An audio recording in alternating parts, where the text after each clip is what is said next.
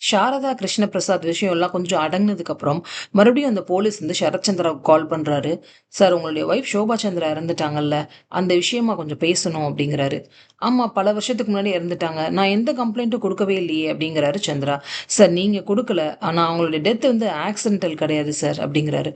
உடனே சந்திரா, "எத வச்சு அப்படி சொல்றீங்க?" அப்படிங்கிறாரு. "சார் நான் ஒரு போலீஸ். எந்த ஆதாரமும் இல்லாம நான் பேச மாட்டேன்" அப்படிங்கிறாரு எஸ்ஐ. "இது ஒரு ப்ரீ பிளான்ட் மர்டர் சார்" அப்படிங்கிறாரு. உடனே இங்க சந்திராவுக்கு ஷாக் ஆகுது. "என்ன சொல்றீங்க? ஷோபாவ கொலை பண்ற அளவுக்கு யார் இருக்காங்க?" அப்படிங்கிறாரு. இது வந்து கேட்ட உடனே அபூர்வாவுக்கு வந்து அப்படியே டென்ஷன் உச்சத்துக்கே ஏறுது. "சார் நான் சொன்னா நீங்க நம்ப மாட்டீங்க சார். ரொம்ப ஷாக்கா இருக்கும். அவங்கள கொலை பண்ணணும்னே நீங்க நெனைப்பீங்க சார்" அப்படிங்கிறாரு. "சார் யாருன்னு நீங்க மொத சொல்லுங்க. அப்புறமா நான் என்ன ரியாக்ட் பண்றேன்னு பார்க்கலாம்" அப்படிங்கிறாரு சந்திரா.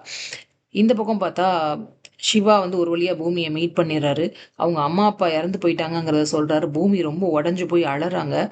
அவங்க எப்படிலாம் வளர்த்தாங்கங்கிறத நெனச்சு பார்க்குறாங்க பூமி. சிவா அந்த பொம்மைய வந்து பூமி கிட்ட குடுக்குறாரு. பூமி அத திறந்து பார்ப்பாங்களா?